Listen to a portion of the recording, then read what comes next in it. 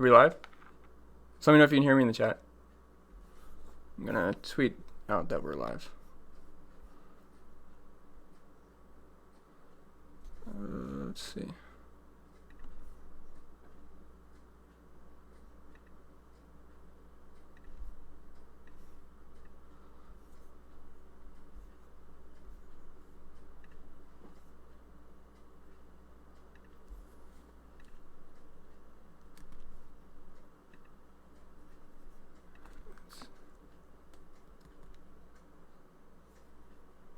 Okay, you can hear me good. Alright, I'm just gonna tweet this out really quick.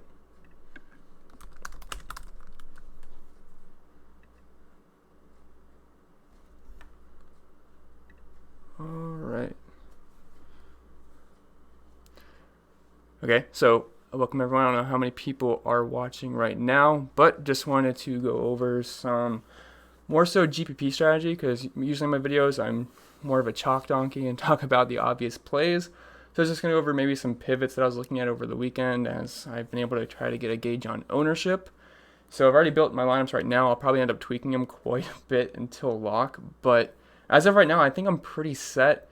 So we're going to go over some GPP strategy. I'll talk a little bit about roster construction, and then at the end I can answer anyone's questions that they have.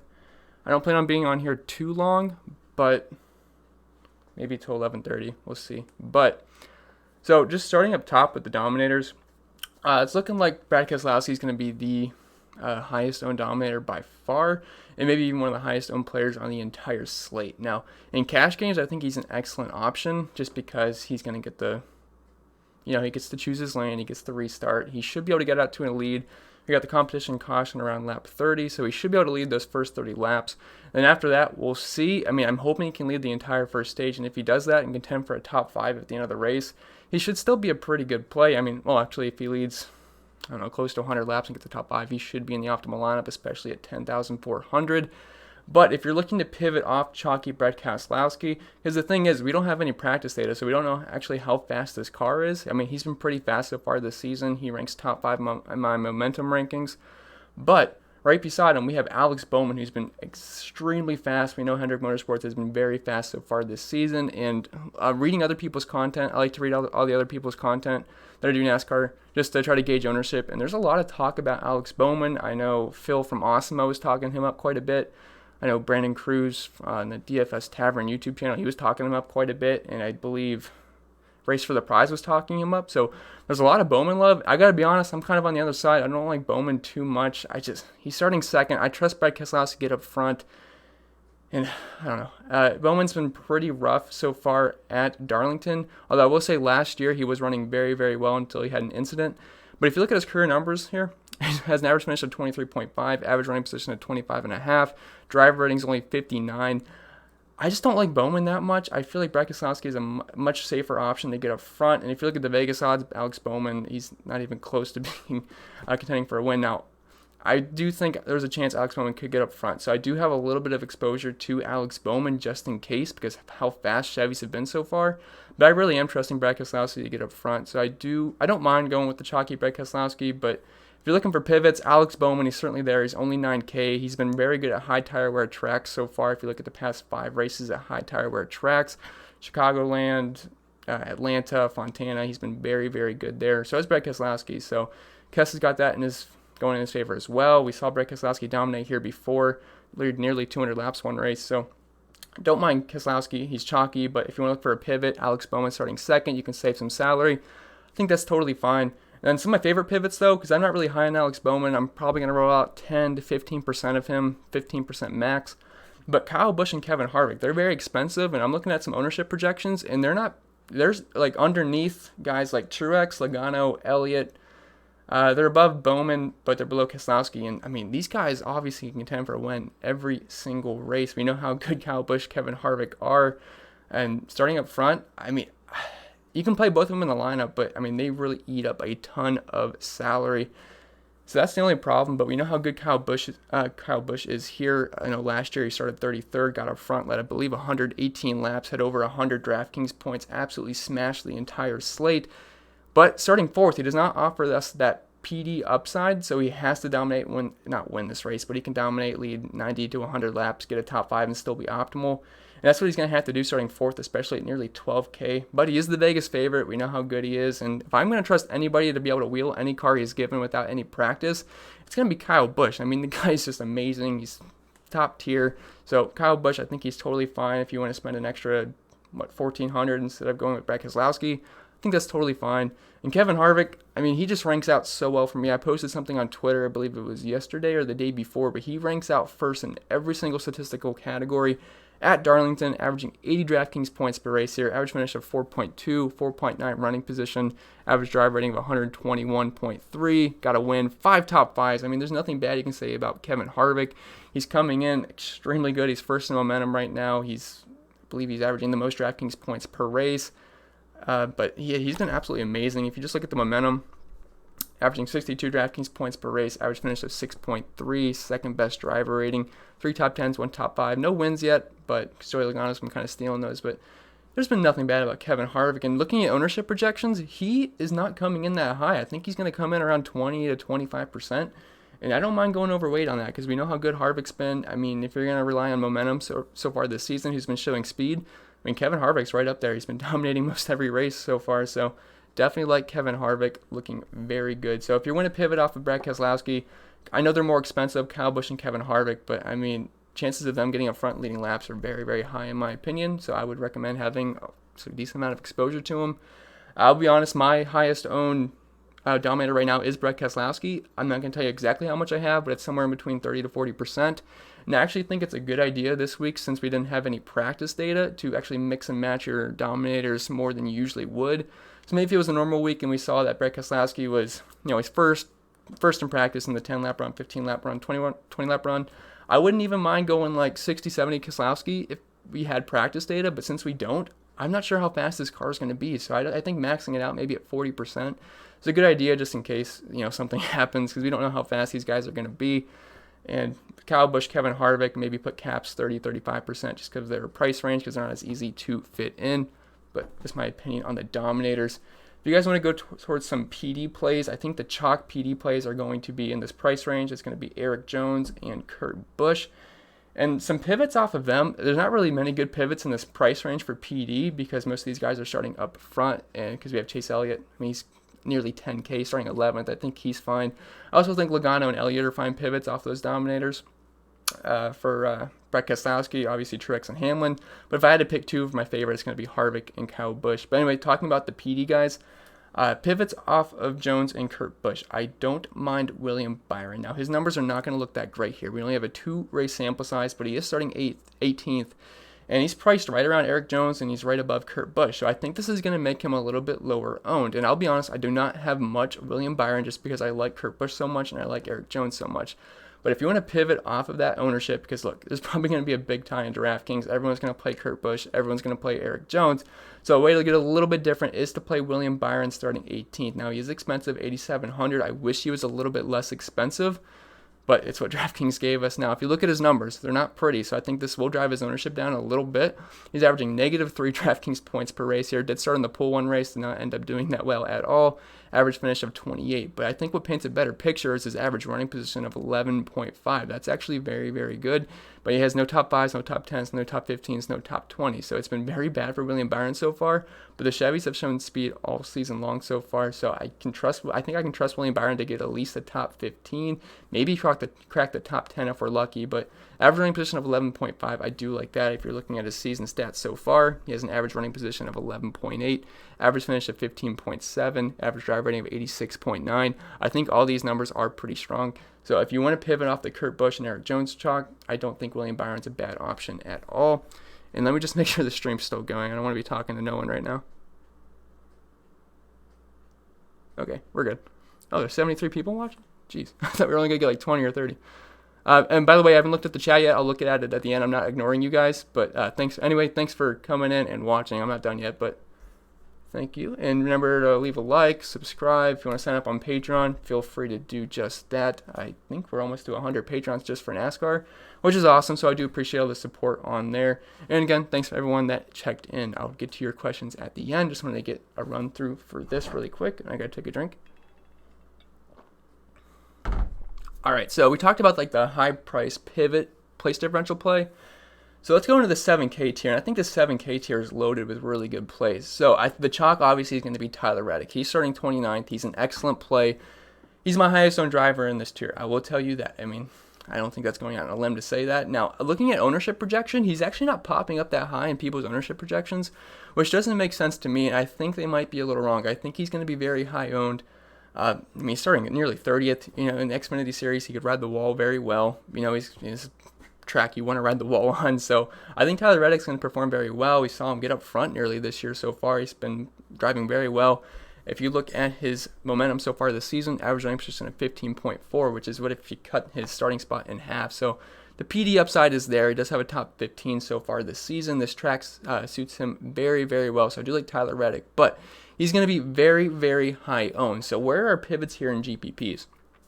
Well, for 200 more, Austin Dillon, he checks in at 16th, and this is definitely going to drive his ownership down because, first of all, no one likes Austin Dillon. I don't like Austin Dillon. I know a lot of people don't like Austin Dillon, but I tend to play him a lot. And I will say this is a very, very good track for Austin Dillon. And again, he's 200 more than Tyler Reddick, so a lot of people aren't going to play him. I can see him coming in below 20%, maybe around 15%, maybe lower, but I don't mind being a little bit overweight on that. I'm not saying go 30% Austin Dillon. That's probably not a good call. I mean, unless he gets a top 10, then you're winning all the money.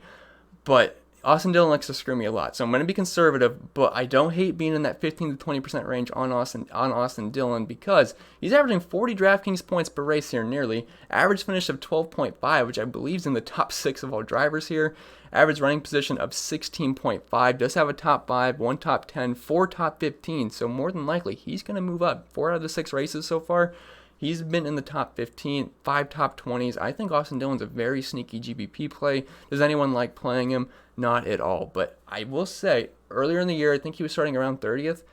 He was having a very, very good race. And then he had to pit at the very end of the race. I think it was when Ryan Blaney had to pit as well. Absolutely screwed us. He was having a good race, though, so he was running well. So if you look at his momentum so far this season, that might be a little bit skewed because of that. But I don't mind him starting 16th. I think he's sneaky. He's a nice pivot off of Tyler Reddick. I definitely have some Austin Dillon lineups. I'm not sure how great I feel about it, but I do think he can be pretty sneaky. Then right below him, we have Chris Buescher. He comes in at 7K starting 24th. Look, Chris Buescher is not going to be low owned by any means. I think he's going to be above 20% pretty easily. Might check in around 25%, but I still think he's going to be lower than Tyler Reddick, and he's starting a couple spots ahead of him, which I think will lower his ownership. But Chris Buescher, 24th, he's been very, very good at Darlington. I will say that. I feel like I've said I will say that quite a bit. I'll try to stop saying that. But anyway, average finish of 14.8 here, averaging 38 DraftKings points per race, average running position of 16.5.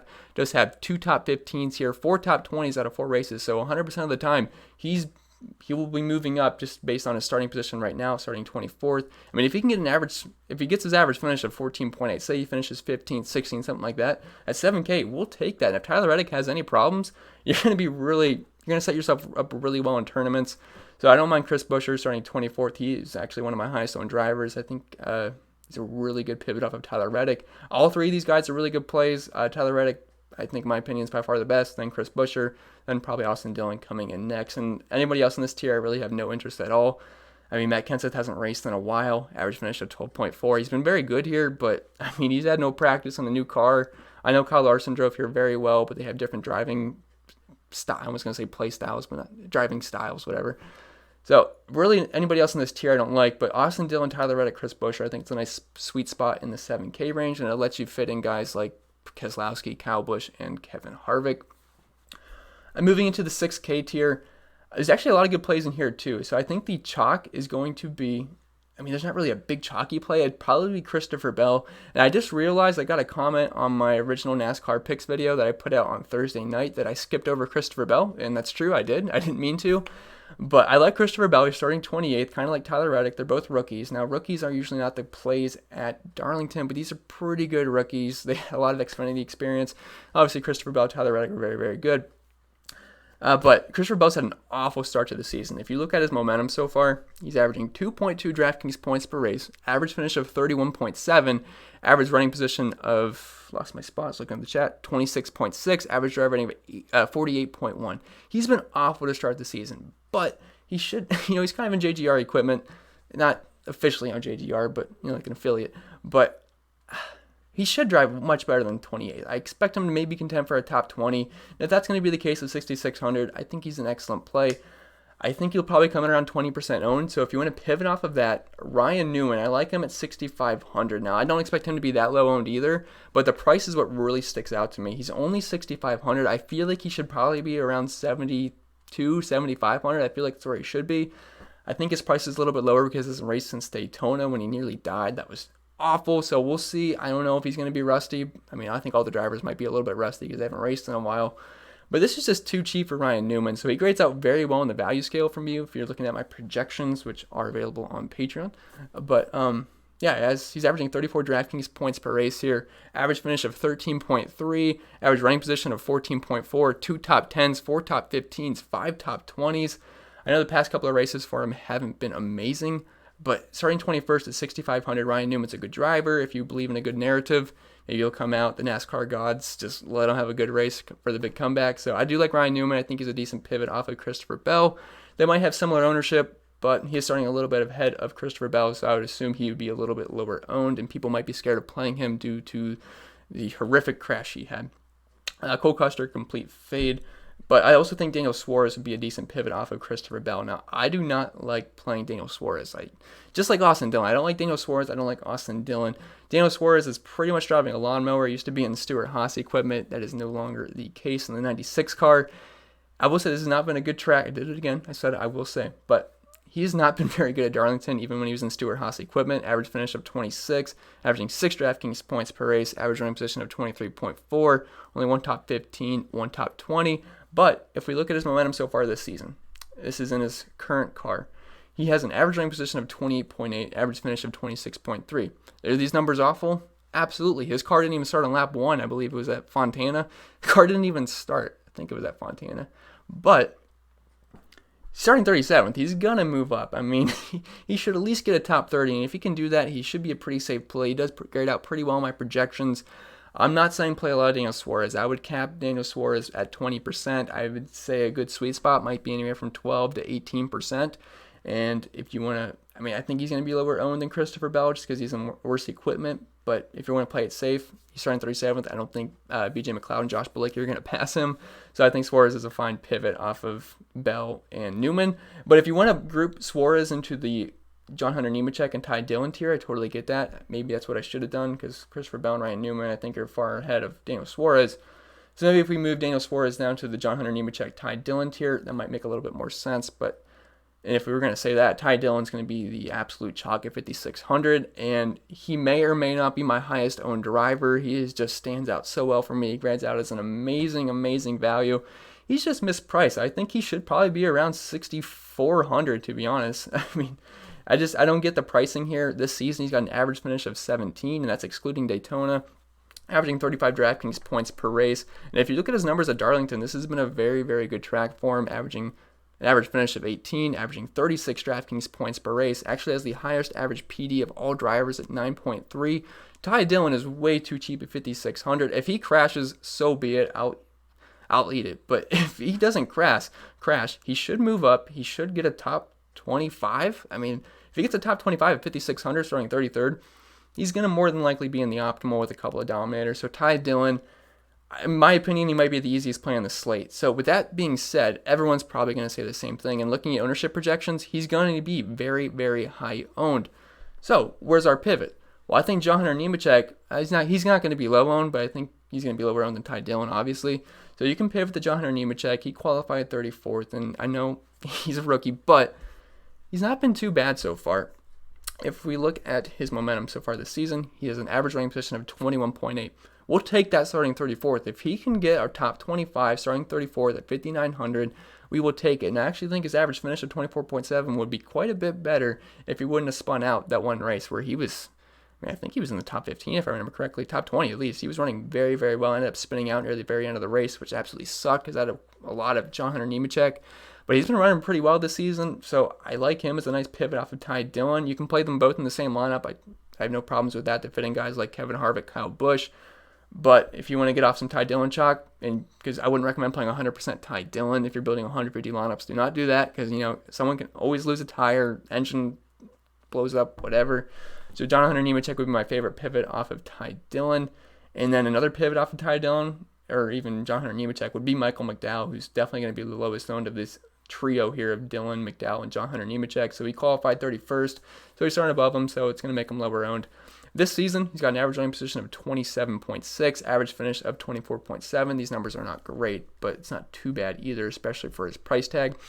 And if you look at his Darlington stats, again, they're not going to be pretty, but an average finish of 26, average running position of 26.2, it's not terrible. I think he's going to probably contend for a top 28, which if you're playing Michael McDowell, you're pretty much just hoping Ty Dillon or John Hunter Nemechek get into trouble. And then if they do, you'll have a big edge on the field if you have some Michael McDowell.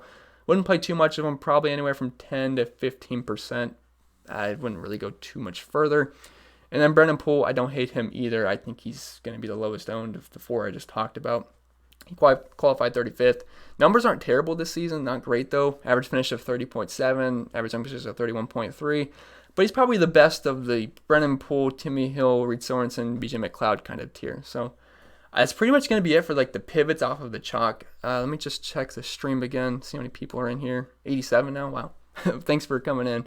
35 likes too, cool, thank you. If you haven't already, if you just got in the live stream, I did post an entire slate breakdown video, which you should check out before lock. We got about 4 hours, so you'll have plenty of time.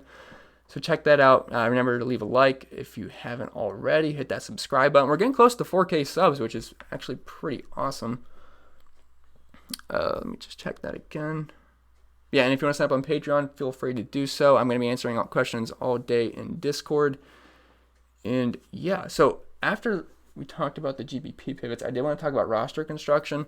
So if we look at the past optimal lineups at Darlington, so usually we have about 100 more laps than we do right now, because this race got cut a little bit short because we had the usual race later in the year, which, you know, the 500 miler. This one's only 400, so we have less laps, which if you look at the previous optimals, it's been about 2 to 3 really high priced guys per lineup. I think we don't have to play 3. I think we can cut that to 2 since there's going to be less laps than usual. So I wouldn't try to play Kyle Busch, Truex, and Keselowski in the same lineup. I don't think that's going to work out this week. I think 2 is fine. Every single lineup I built, it has 2 Dominators. I went to Fantasy Cruncher. I upload my projections. That's what I use. I use Fantasy Cruncher to build my lineups.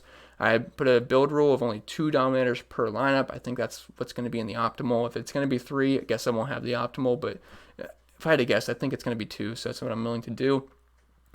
Another thing I did in my build rules, I'm not playing Alex Bowman and Brad Keselowski together. I think one of the 2 dominates early. It might even be Kyle Busch, but I'm not playing Bowman and Brad Keselowski together. I just don't think that's a very good correlation, so I'm going to be straying away from those 2 together. And let's see. Yeah, like I said, 2 high-priced DOMs per lineup. You're probably going to want a couple of place differential guys like Kurt Busch, Eric Jones, Austin Dillon, Tyler Reddick, Chris Buescher, whatever in there. Then you're going to probably want a guy like Ryan Newman, then Ty Dillon to round out your lineup. So it's pretty much 2 high-priced guys, 1 to 3 PD guys, 1 to 2 cheap guys. Pretty much is how roster construction is going to look like if you're looking at past optimal lineups. And you might even be able to get up. No, never mind. I'll save that thought. And for cash games, so that's just for GPPs, because I think if you're going to win a GPP, you have to have the 2 Dominators. For cash games, I think you can get away with just 1, because in cash, if you whiff on a Dominator, that's a big chunk of salary to miss out on a good PD play. So for cash games, I'm looking at probably just plugging in Keselowski just because he's on the pool. I think that's what most people are going to do. If you want to play a different Dominator, go ahead. I'm just giving you guys an example. So Keselowski, he's most likely going to be the highest owned Dominator. You plug him in for cash. He's $10,400. It's a pretty good price. Hopefully lock up those early lead laps. Maybe he gets around, I don't know, probably anywhere from 30 some laps. Hopefully more after. He's probably going to lead the first 30 laps. After that, we'll see, but I'm hoping he can lead the first stage at least. And if he does that, and gets a top 5, top 10, whatever, he's going to be a good play. You did a good job. And after that, say you play someone like Kevin Harvick. If he doesn't dominate, that's going to be pretty rough in cash because you paid $11,500 for a guy that didn't have much PD upside, and if he didn't dominate, you're pretty much toast. So my plan in cash games is I think it might be a good idea to go Keselowski. Then you put in a guy like maybe Eric Jones, Kurt Busch, whatever. Get your PD guys locked in. I think that makes better sense in cash games. Just play it safe and get the PD, and then get your Dominator with someone like Keselowski, Harvick, Kyle Busch, whatever. So I think it's a good plan to go in cash games because in cash games you're not trying to get first. You're just trying to beat half the field pretty much. And I think that's pretty much all I wanted to talk about. So I guess I could probably answer your questions now. So if you have any questions, do it now. I'm going to take a drink and then I'll answer after.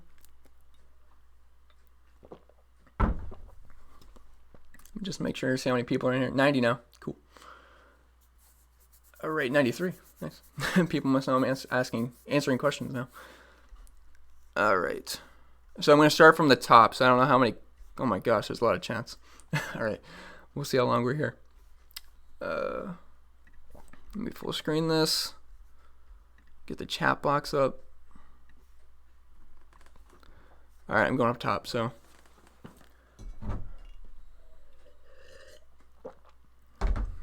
All right, so up top we have Conscious Machine 413 wants to know if we should fade Kyle Larson. Yes, fade Kyle Larson. Do not play him.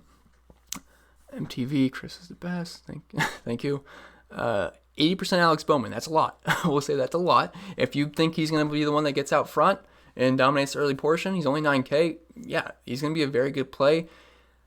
Me, I just don't think that's going to happen. I know a lot of smart people out there. Phil from Osimo, I was watching his live stream yesterday, had a lot of good information out there. He really likes Alex Bowman. So does Pierce from Race for the, I think that's his name. I'm sorry if it's not, from Race for the Prize. I know Brandon Cruz likes him. A lot of smart people like Alex Bowman. Me, I don't know. I like Brett Keselowski more, so I'm not really going to have too much Alex Bowman. One of us is going to be right. It might not be me. I might be the dumb one, but I just don't really like Alex Bowman too much. But I totally get playing him to, if you don't believe in Keselowski, get an early lead. Let's see. Andrew L says, why can't I stop putting in Busher and Ty Dillon? I'm doing the same thing. I have a lot of Busher and Ty Dillon, so I don't blame you. I wouldn't feel too bad about having both of those guys on a lot of your lineups. Paper Chaser says, yo, what's up? He's always in Discord. Let's see. Robert is on Jimmy Johnson a lot. In my 150 lineups, I bought 150 lineups in the $10. I don't have any. I think I have one Jimmy Johnson. This is what my projections gave me, so I'm very low on Jimmy Johnson. Look, Chevys have been fast. Darlington's been solid for Jimmy Johnson, but in his career, I mean, he's fell off a little bit, but I'll be honest, I just don't like Jimmy Johnson that much because I think there's better plays in his price range. He is starting, what, 8th? Yeah, he's starting 8th. There's not a lot of room for error. I mean, yeah, he's been fast this year. If he gets the top 5, he'll be fine, but I just don't like Jimmy Johnson that much, to be honest. Greg says, nice haircut. Thank you. I waited over 2 hours for this haircut, so I'm hoping it looks good. 2 hours. Let's see. Who are you thinking for a long shot win? I don't really have the Vegas odds in front of me. Is Kurt Busch? I don't know what his odds are. I feel like he could win the race. Chevy's have been fast. He's been very good here. He's starting 22nd, so I can't imagine he's that high of a favorite in Vegas. I apologize. I don't know the Vegas odds off the top of my head. Maybe another. I know Alex Bowman's actually not that high in Vegas. So, I mean, he could even be a long shot to win, but I don't know if that's really considered a long shot. But, yeah, I guess I could say Bowman or maybe Kurt Busch. Where are we at? Let Osimo ride Bowman. We ride in Jimmy and Newman. Look, I'm personally, I don't like Bowman that much, but I mean, I get it. He's been very good at high tire wear tracks. He was running well last year, so his stats are going to be a little bit skewed, but then he got an incident. He's not a bad play. If I had to take a stance between Brett Keselowski and Alex Bowman, I'm going to take Keselowski. It's my gut feeling. I mean, he's been very good at Darlington. There's nothing to say he won't be good here. I know we don't have any practice data, and I know Alex Bowman's shown more speed so far this year, but I'm on Brett Keselowski's side. Bowman's not a stupid play. It's just my opinion. I'm going with Keselowski. It's just what I'm doing. Let's see. 111 Ilmatic says, who are your favorite Dominators to pair? Keselowski, probably with either a Kyle Busch or Kevin Harvick. I know that's very expensive, but that's probably my favorite combo. The Saint says, a nice cut. Just got done watching your last video, and you were a little more grizzly. That's correct. I got a lot cut off. Very short now. Conscious Machine says he's pairing Keselowski and Harvick, which I think is definitely smart. 8,200 left, Boyer or Kenseth. I would go with Clint Boyer just because he's starting one spot further back, and Clint Boyer's not been too bad so far this season. If you look at the momentum, Boyer has an average finish of 13.3, average running position of 14.9. Matt Kenseth, we have no data on. It's a new car for him, so I'm not really too high on going with Matt Kenseth. I'm just checking the stream. Almost 100 viewers. That's cool. Oh, I hope that wasn't there. I just saw the green screen flicker a little bit. All right, sorry, going back. But yeah, Clint Boyer over Matt Kenseth for me. Got to find the chat. I lost the chat. Okay. All right, JJ says, Chris, what about the factor that none of the racers have been in the car for a while? I believe mistakes will be made, including the fact of random drawing starts. And yes, you make a good point, and you probably asked this before I said it earlier, but because of that, with no practice data and no one racing for a while, I think it's a good idea to mix up your dominators. That's why I'm saying I'm not going to go I'm not going to go 60% Kevin Harvick. If I think Kevin Harvick's the best dominator, which he very well could be, I'm not going to play 60-70% Kevin Harvick because I don't know how fast this car is going to be. He's been great all season. He's been good here, but I don't know how they set it up. Maybe they missed something up. Maybe he has a bad run today. I'm not going to have my whole day ruined just because I went too heavy on a dominator that we didn't have much data about. So I think maybe maxing out your dominators at 40-35% is a good way to go, and just try to nail your PD guys, and hopefully your dominator plays fall into place because no one here knows how fast these cars are going to be. So I think maybe being a little bit lower on your dominators and try to nail your PD guys might be the way to go. Let's see. This will be as random as it gets, but maybe driver skill will prevail since cars and crews have been garaged. Yeah, guys that have had a long relationship with their crew chiefs, Kyle Busch, Adam Stevens, something like that. Kyle Busch, we know he's extremely talented. Probably race any car ever he's ever given to up front. So, Kyle Busch definitely a favorite of mine just because of his skill set. And, Adam Stevens is crew chief. Tim Johnson says, hey man, thanks for the update. Good luck, everyone. You're welcome. Conscious Machine says, hit that like, which yes, you should. Andre says, favorite pump plays. Ty Dillon by far. I probably already answered these after you asked that while I was talking, but Ty Dillon, John Hunter Nemechek, I guess Daniel Suarez, but Ty Dillon by far. JJ says, yeah, but no one's run qualifying or practice runs. It's a formula for disaster. It could be. First turn in lap 1 might be a mess. It could be. So hopefully all of our guys don't wreck out first lap because that'll be very tough scene. Jeff Terry says I'm echoing. Am I? Hope not. I don't have any sound coming out of my laptop, so. Robert says, appreciate the breakdown. Marilyn Manson says, only takes a sec to hit that like button, ladies and gents. He's right. That's why. Constantine says Jimmy Johnson will win. That's pretty bold. I don't think so, but hey, you never know.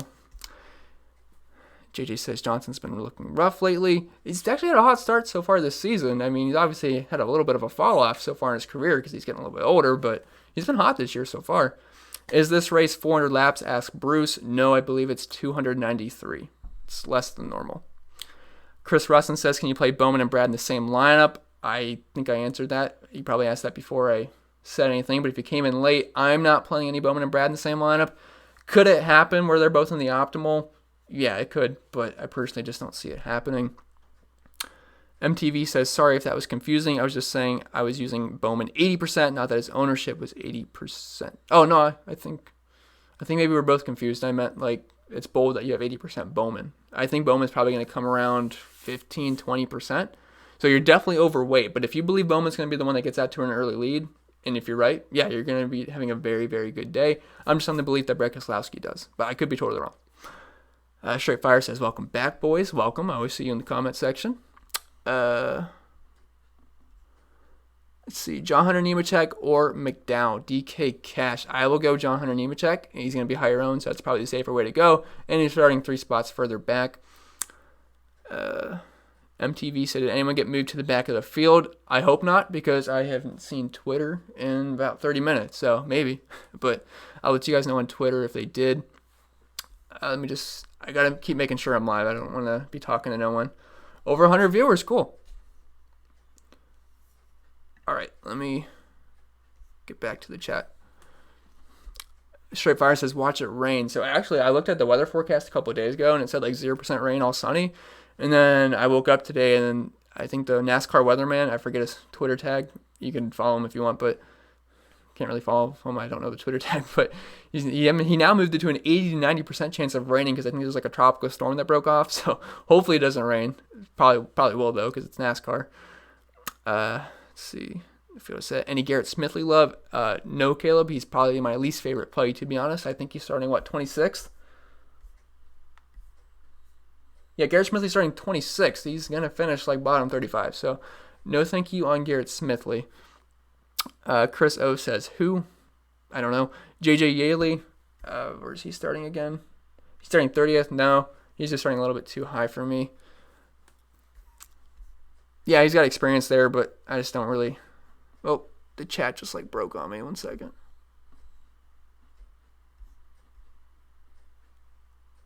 I lost it. Okay, hold on. Sorry. Oh my. Okay, Garrett Smith left. JJ Elliott, not really, starting 30th. Let's see. Who is good to pair with Logano?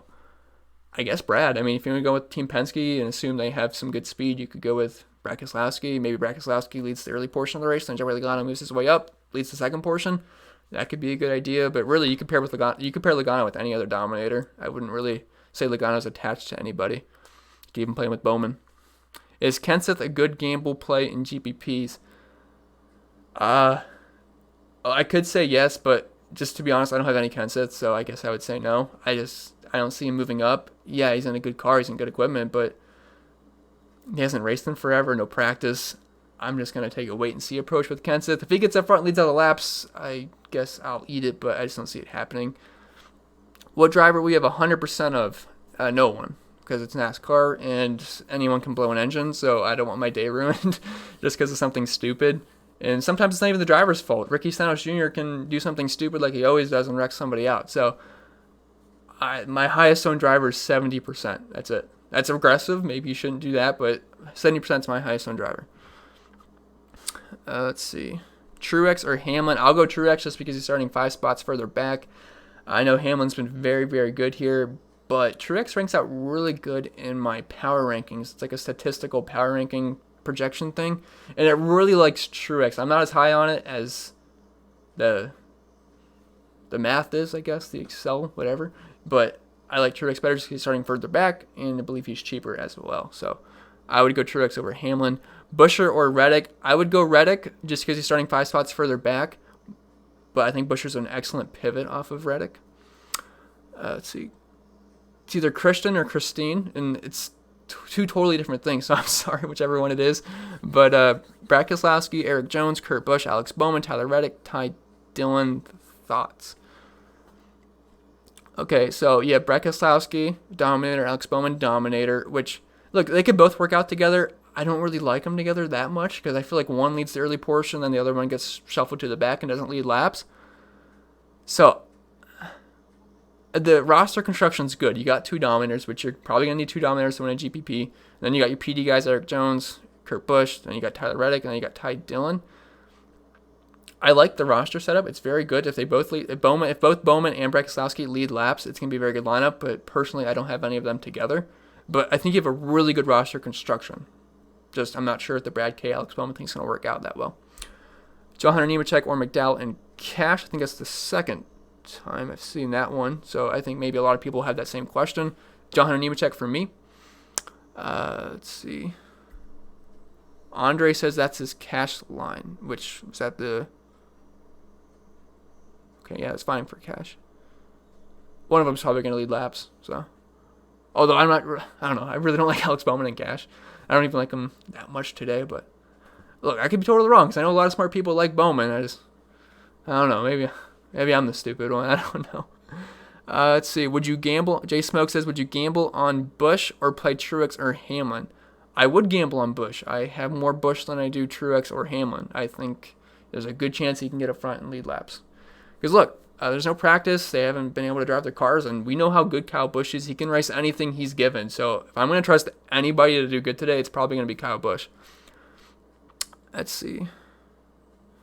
Brandon Cruz says, best of luck today. You as well. I enjoy your content. You do a lot of good work. If you guys haven't already, check out Brandon's video. It's not going to be on his YouTube channel. It's on DFS Tavern's YouTube channel, I believe. I think he only does Xfinity and trucks on his channel.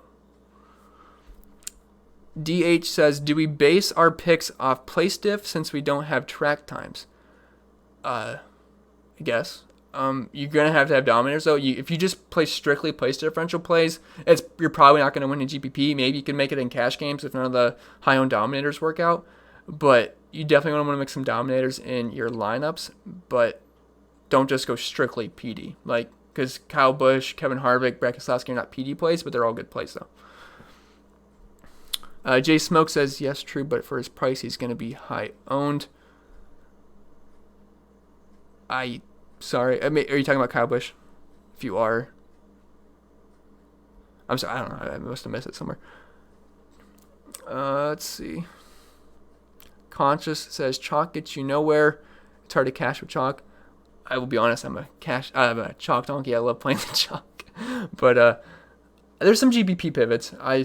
I tend to play very safe cash plays, but I'll have a little bit some GBP plays. Bo Glazer says Ty Dillon starts 33rd, average finish of 18. That's correct. That's why I don't get his pricing. He's way too cheap. He's actually very good at Darlington. So I like Ty Dillon quite a bit. So does everyone else. I would even be surprised if he's 40% owned in the big dollar tournament. Let's see. Jake Smoke says Ty Dillon going to be stupid owned. Correct. But it might be smart owned. I think it's a really good play. Let's see. Straight Fire says watch it rain. Oh, I thought I read that. I thought maybe I already went back up. But yeah, it could rain. Who knows? Let's see. Jay Smoke says he's rolling with Hamlin, Truex, Kurt, Byron, and Newman. I don't mind that at all. I think Hamlin and Truex are going to be an interesting combo for Dominators. I feel like that's not going to be a popular combo. So if you're looking to try to get first in the big tournament, that could certainly be a way to go. I think Hamlin's going to be the lowest owned of the guys that are... If anyone 10K and above, I think Hamlin's going to be the lowest owned of the bunch. So that's one way to get different. And Hamlin's been good here. I mean, I don't like Hamlin that much. I have some Hamlin. But he's been good here. He's got, 3 top 5s, 1 win, average time position of 7.7. Yeah, Denny Hamlin's been pretty good at Darlington. I'm sorry, there's a lot of chats. I'm trying to remember where I was.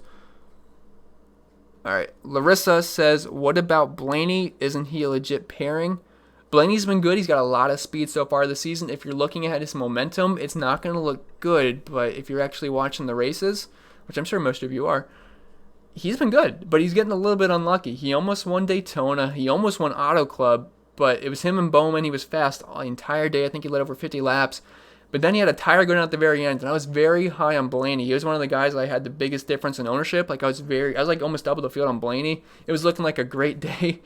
And then he loses, I don't know, something. His tire went down. He had a pit with like 2 laps left. 2 or 3 laps left. It sucked. And then Austin Dillon had a pit, I think. It was a tragic event. But Ryan Blaney starting 7th. Okay, I will say he's not been very good at Darlington. If you look at his numbers, he's got 5 races here. He's only averaging 20 DraftKings points per race. Average finish of 20.4. Average running position of 21.8. Average drive rating of 68.6. Now, Team Penske did switch up their crew chiefs, and the other guy's been very good at Darlington, so maybe that helps him a little bit. But this has not been a great track for him. And I'll be honest, I have 0 Blaney. I don't think he's going to front and lead laps. So, and at 9,500, that's just a steep price tag. Chase Elliott's 300 more. I trust Chase Elliott a lot more. And Eric Jones is 300 less. And I'd much rather play Eric Jones. And I'd rather play Alex Bowman, too, starting 2nd. So, I don't really like Blaney. He's a legit pairing, yeah, because he's good. But I just don't really have Blaney. Can you play Bowman and Brad together? I think that's going to be a popular question today. You can. I'm not.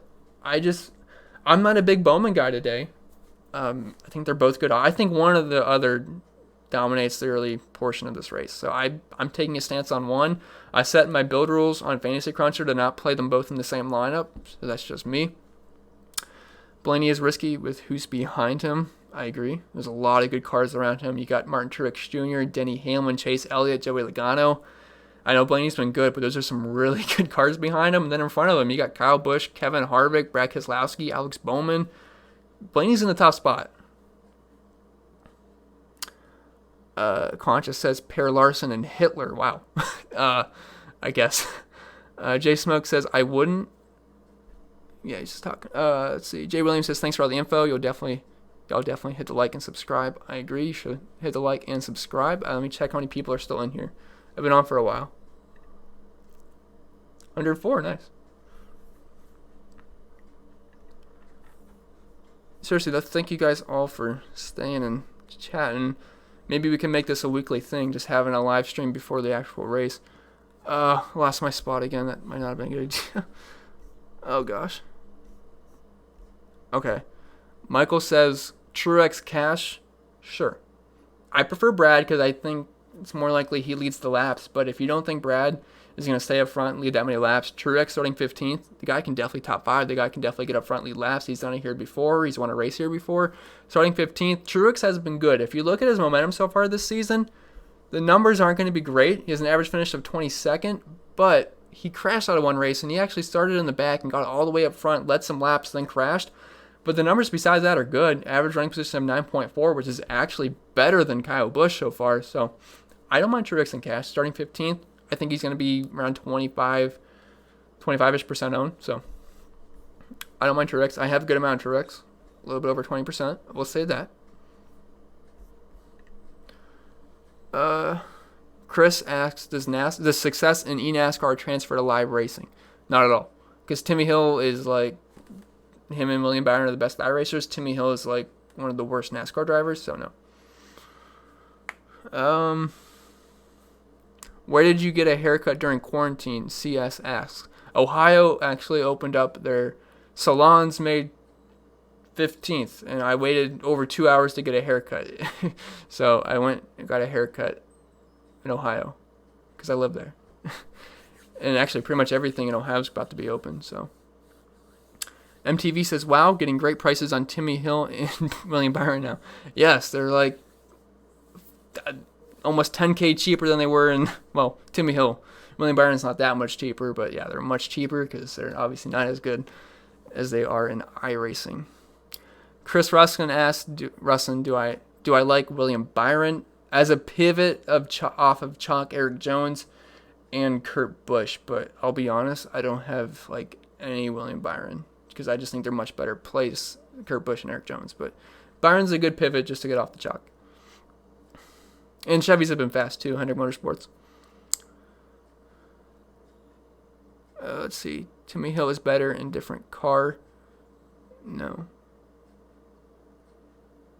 Can you ask that again? Maybe I'm not understanding it. He's in the 66 car. I know we got a little bit more funding. Jay Smokes, Byron could finish in the top 10. Yeah, certainly could. Hendrick Motorsports has been very, very fast. Let's see. Matthew asks, does Joey Gase for a low tier guy? Joey Gase is starting, 32nd? He's cheap, but no thank you. I think I'd rather play BJ McLeod, as ugly as that sounds. He's starting 39th. I think I have like 2 BJ McLeod lineups. So if you're going to really dumpster dive in that 4K tier, I'm probably going to go BJ McLeod and just close my eyes when I pick BJ McLeod in my lineup. Any interest in Chase Elliott? Yes, Chase Elliott has led the most laps of anybody so far, excluding Daytona. I believe he's led, on average, 54 laps led per race so far. He's been very, very good. I had a tweet on my top 5 momentum heading into the race this week. Yeah, it's on my Twitter. I think Chase Elliott's like 3rd. He's been very, very good so far. Now, this is not the best track for Chase Elliott. Only has an average running position of 14.1. Does have a top 5. No wins, though. Really hasn't led laps here. But Hendrick's been fast, and he offers us some PD upside. He's below 10K.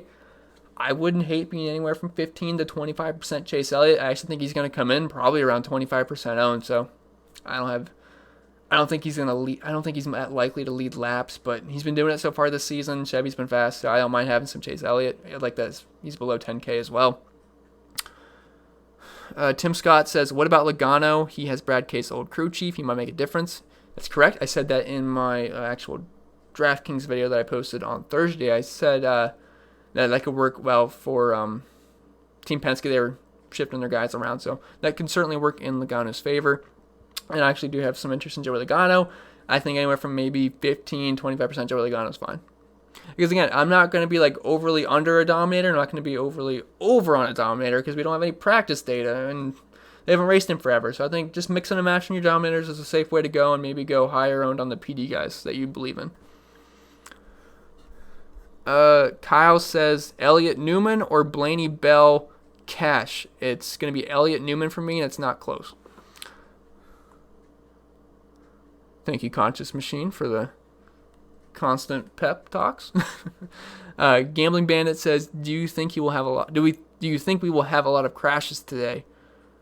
I think it could go either two ways. They play very safe at the beginning, and then once they get the competition caution and they get all their setups, it might be just a nice clean race. Or early on, they might just have a wreck fest. I think it goes either two ways.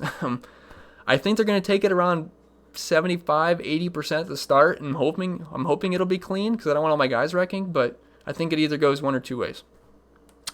Bill Glazer says thoughts on 3 Dominators. I would say 3 Dominators would be fine if this was the 500 version of this race, but it's the 400, so I think 2 Dominators is going to be the way to go. Marvin says, show me a good lineup. I'm sorry, I don't give out lineups. You got to make your own. I put a lot of information out there to make your own lineups, though, so I think you'll be okay. Conscious asks, how about Di Benedetto taking an early lead? Probably not. Brackeslowski, Alex Bowman, Kyle Busch right beside him. I'm fading Matthew Di Benedetto.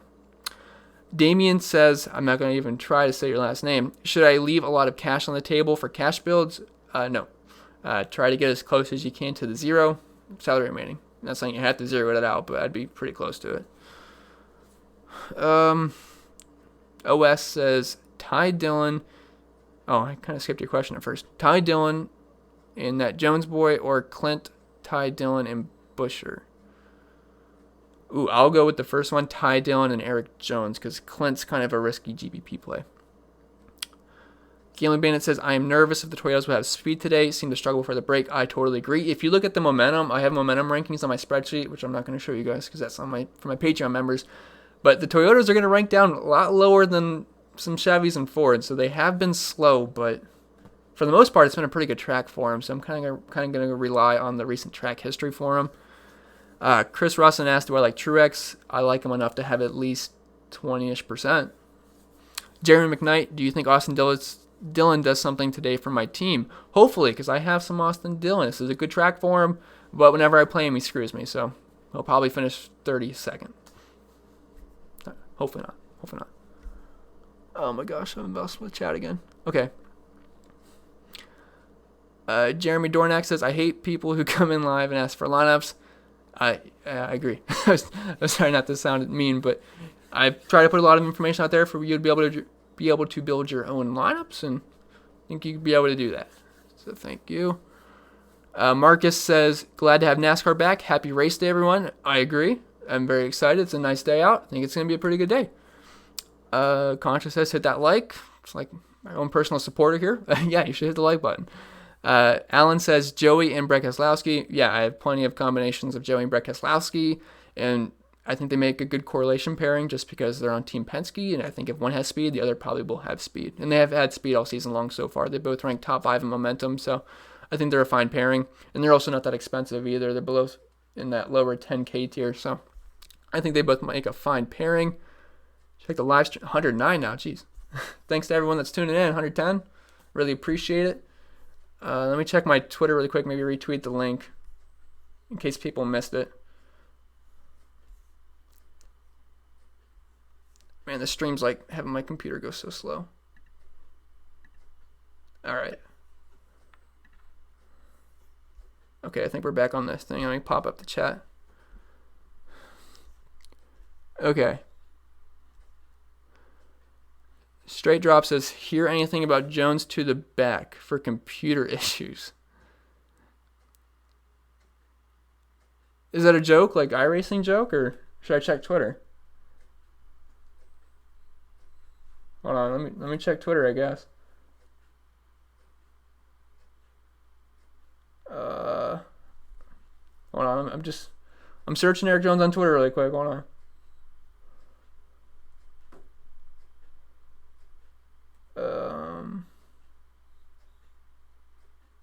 Not seeing anything. Joe Gibbs didn't tweet anything. Okay, maybe that was a joke. Maybe I just didn't get it. Because in iRacing, he had computer issues. The one race didn't even qualify. It was a mess. Shoebox Knox says, Keselowski or Bowman lower owned? Definitely Bowman. David says, rest in peace, Fred Willard and Jerry Stiller. Yes, R.I.P. Chris says, LOL. I forget what you're laughing at. I'm sorry. Chris Rustin says, where in Ohio are you at? I'm in Cleveland. I won't say exactly because we're on the internet, but around Akron, Canton area, so Northeast Ohio. Andre says, I need a haircut so bad. I feel it was like 2.5 months without a haircut. I was growing sides. It's pretty awful. My girlfriend kept wanting to play with my hair. It was so long, I wanted to get rid of it. It's much better, it's shorter. Straight drop. Hear anything about... I haven't. I checked Twitter. I didn't see anything. If Jones is starting in the rear or something, please let me know. David says, will Joey Logano be higher owned? Higher owned than who? I think he's probably going to be around 20-ish%, 25% owned, if that gives you an idea. Greg says, Toledo, Ohio here. Awesome. Some Ohio clubs. Or Team Ohio here. Joshua Sonnenfeld says, how you feel about Denny Hamlin? He's my least favorite guy above 10K. It's just... He's in a weird spot for me. I think Kyle Busch is more likely to dominate, as is Kevin Harvick, and I think Truex offers us better PD upside at a lower price. Keselowski's on the pool, so that's just given lap sled, hopefully. Then Joey Logano's starting 9th, and he's been great to start the season. I think he's more likely to lead laps, so Hamlin's kind of like the oddball for me. I have a little bit of Hamlin, not completely fading, but not too confident in it. I mean, I'm confident in the lower own on him, but I'm not too confident in him having a great race. Jay Smoke says, yo, do you like Hamlin, Truex, Byron, Newman, and Kurt for FanDuel? I don't really play FanDuel. I've never played FanDuel for NASCAR. I know the scoring on there is like half a point for PD and 0.1 points for laps led. So I don't have I have my DraftKings projections, but I don't do anything for FanDuel, so I'm not sure if I'm going to give you the best advice on FanDuel. But it looks good. I like all of those guys. So I'm not sure how the scoring is going to work, but I think they're all fine. Marvin says, yeah, I'm strong about my lineup. Your contest has helped me think. Oh, yeah, no problem. I wasn't mad at you or anything. I appreciate you watching the content. Robert says no on Yaley. I think I said no. He's starting, 30th, if I remember correctly? Yeah, he's starting 30th. He's really cheap, but, I mean, I don't really think we have to go down that far. Cole Custer will be on the optimal winning lineups. He's the best value. Well, I will say I'm on the complete opposite of that. I have 0 Cole Custer. He's starting 14th. I think he only moves back, to be honest. And he's a rookie. Robert says I have him in 40% because of the money. You said you have 40% JJ Yeley? Oh boy, I have 0. So we're a little bit opposite there. JJT says rough neighborhood. Are you talking about me? I'm actually in a pretty nice neighborhood. I'm in between Akron and Canton. Those might be a little bit rougher. I'm in a nice little community part. Maybe I should alter my lineups though. I probably would. I think relying 40% of your lineups on JJ Yaley might be a little stressful. Marvin says, what do you think about Chris Buescher? I like Chris Buescher a lot. I think he's a really good pivot off of Tyler Reddick at 7,200. I think he's going to be lower owned than Tyler Reddick because he's starting 5 spots further up. But he's an average finish of 14 at Darlington in 4 races. He's had 4 career races here, and each time he's had a top 20. So I think Chris Buescher's a very strong play. I have a good amount of Chris Buescher. Straight says, I think it was BS on Twitter. Dude was probably trying to be funny. Yeah, I think that's probably what happened. I checked Twitter. I didn't see anything about it. I checked Joe Gibbs' official Twitter, and they didn't tweet anything about anyone going to the back. And I didn't see anything from Bob Pockgrass either. Ty says, FanDuel Cash, how would you rank 10K to 14K range like the top 3 guys? I'm sorry, Ty. I don't do FanDuel at all, so I don't think I'll give the best advice. But just for DraftKings wise, I really like Kess, I like Kyle Busch, and I really like Harvick, if that tells you anything. Straight Fire says Hamlin is a savage. He's underrated. Don't sleep on him, Chris. I'm not. I really like Denny Hamlin. He's actually one of my favorite drivers. It's just the pricing makes it tough. He's been a little bit slower this year so far, so I'm going to be lower on Denny Hamlin. There's going to be other races I like Hamlin more, but this one, and probably since I'm the lowest on him, he'll probably be the one that leads 100 laps and wins the race. So, but I don't like Denny Hamlin that much this week. I do like him a lot, though, in general.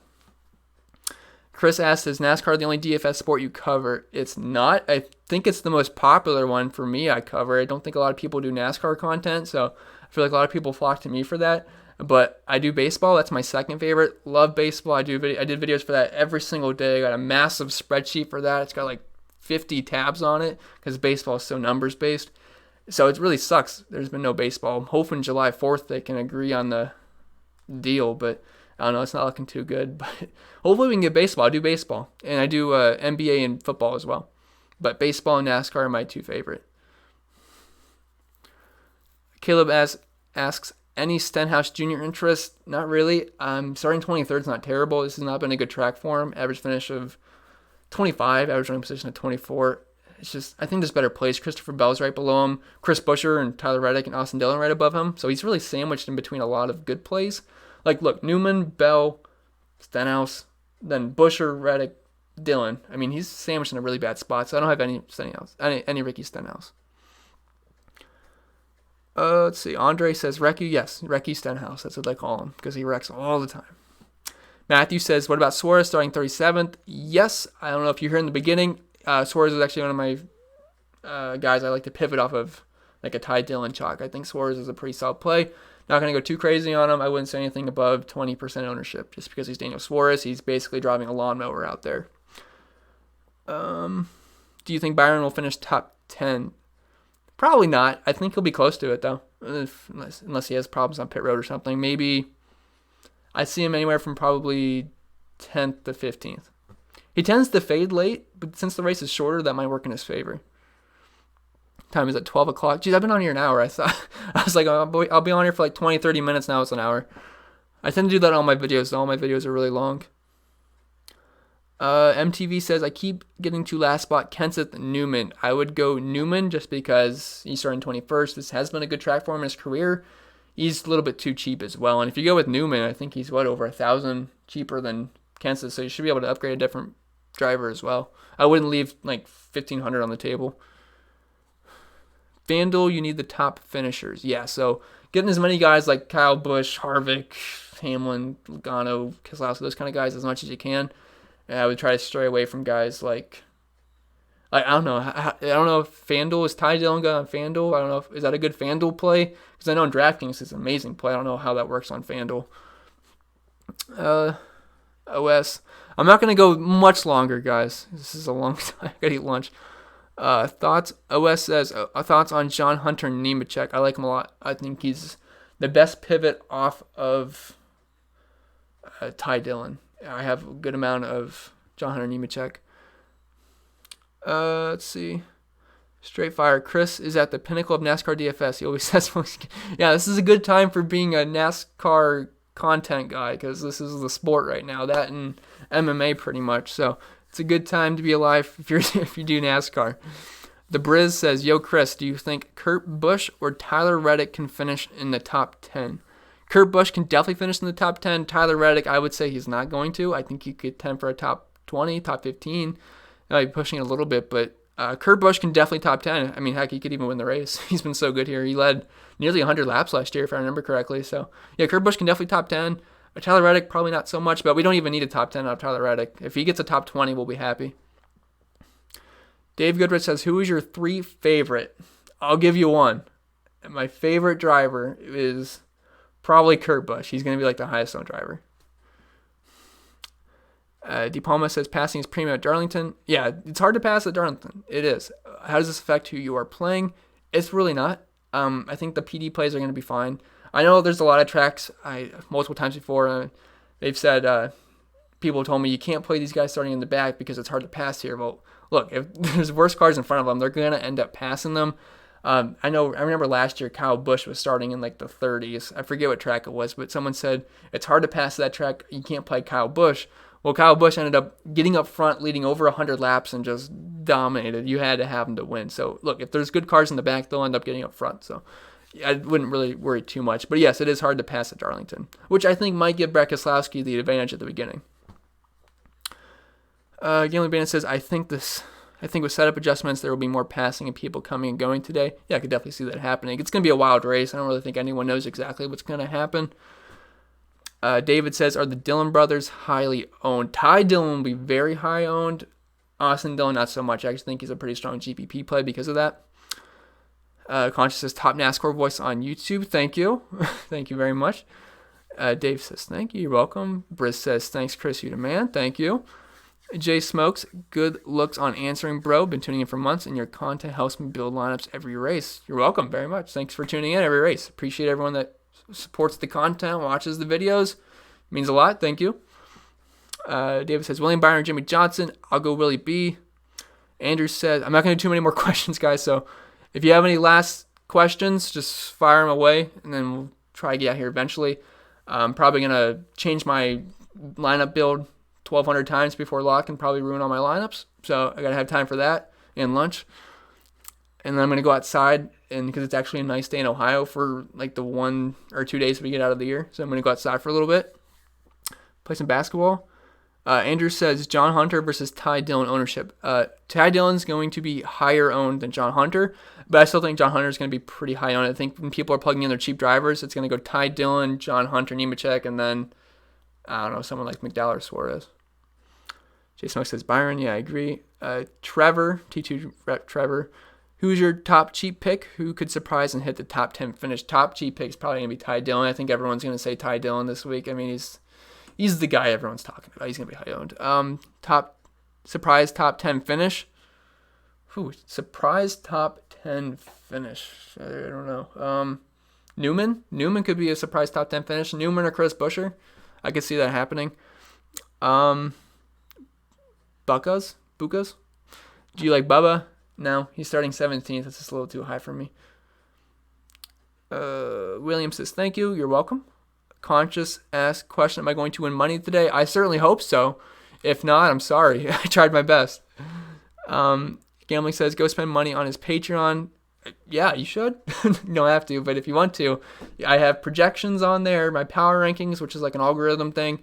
It's like my unbiased rankings. I have my biased rankings, and that's my unbiased rankings. Like it ranks them out from Darlington, steep tracks, momentum ranks, their overall power rank, their potential to dominate ranks, potential to get place differential. It's like a statistical numbered system thing in there. Cheat sheet, my heat map, GP driver exposure, so you know exactly what I'm on. I teased a couple on here, and then there's some other stuff on there. I had the previous optimals there too. And then you can bug me in Discord all you want. You're not actually bugging me. Thanks for the show. Can't wait to talk NBA again. Hopefully we get some NBA. I know some of the NBA facilities are opening up their I know some of the NBA teams are opening up their practice facilities. I think the Lakers and the Rockets. So that's pretty good. And then hopefully baseball gets going. Harvick, Bowman, or yes? I don't know if I can answer that with yes, but you could play both together if that's what you mean. I would say, if I had to pick between one of the two, I'd say Harvick. Custer's a surprise. How much Denny you got, CP? I'll tell you in Discord. How about that? Because I know you're in Discord. OS, Harvick, Bowman, or Keselowski? If I had to pick one, it's probably just going to be Kes for cash just because he's starting first. Because Harvick's got to deal with Kyle Busch. He's got to deal with some other good cars in front of him. I mean, the path to leading laps for Keselowski is the easiest. And if they take it easy at the beginning, they'll probably... I lost my train of thought. I forget what I was going to say, but Keselowski, I guess. All right, I'm going to go for like another minute or two. Conscious says, woohoo. The Briz says, I just need to know if you make these spreadsheets yourself every week. Yes, I do. It's actually not as hard as you think because the initial setup was hard because it took forever. There's a lot of data you have to input, and then I had to do my own formulas and stuff.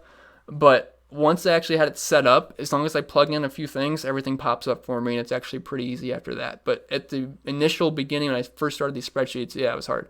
But now they kind of just pop up for me. It's easy, if that makes sense, if you ever built spreadsheets before. Like, thumbs up, yeah, for sure. What do you think of Ryan Newman? I wouldn't even say he's that risky. It's starting 21st maybe a little bit risky because he hasn't been that great here the past couple of years. But overall, he's been good here. Average finish of 13.3. He's really cheap. I think he's about 1,000 too cheap, which makes me like him quite a bit. And he's sent to 11:30. Such a treat to actually. Yeah, I went way further than I was actually going to. Juliana says, that's my girlfriend, guys, right there, Juliana G. And, yep, she's right. I do it on my own, and I put a lot of time into them. I always probably bug her about it. She probably doesn't know what I'm talking about, but I always tell her about it, and she just smiles and nods. And, good luck, everyone, today. Yes, for sure. Good luck, everybody. Conscious says, Thank you. Yeah, I try to be the NASCAR guru. There might be some other guys better, but I try my best out here. Buka says spreadsheets are incredible. If you mean mine, thank you. But just in general, spreadsheets, yeah, they're incredible. They make things a lot easier. Easy to present information to people in an easy way. And Dave says, hey, Chris just got on here. I'm sorry, Dave, I'm about to get off. I've been on here for like an hour and 10 minutes. But if you want to ask me a quick question, I'll answer it. Then I can probably get off. So if you want to ask a quick question, Dave, go ahead. Hit that like. Yeah, for sure, hit that like. Chris says, good luck, Team Ohio. Yeah, go Team Ohio. Not a fan of the weather here, but I like the sports teams, and the people are nice. And Juliana says, thank you. I try to be awesome. David Payton says, great info, Chris. Makes my work on these lineups a lot easier. That's the whole goal. I try to make it easier. And yeah, I think that's going to be it. Unless since Dave just got on here, I'll give him like a minute if he wants to ask a question. But other than that, I'm probably going to sign off here. Let me check how many people are actually still here. Still 100, jeez. I thought there was only going to be like 20, 30 people here. I didn't know how many people actually cared to watch. So that's cool. Thanks all of you for tuning in. 78 likes, pretty good. Let me just see if Dave has that question. And if not, I'll probably just sign off. Or if you have that question, just put it in the comments below and I'll be happy to answer it. Chris says, good luck, everyone. Thanks again, Chris. Good to be back after a couple of months. Yeah, for sure. Good to be back.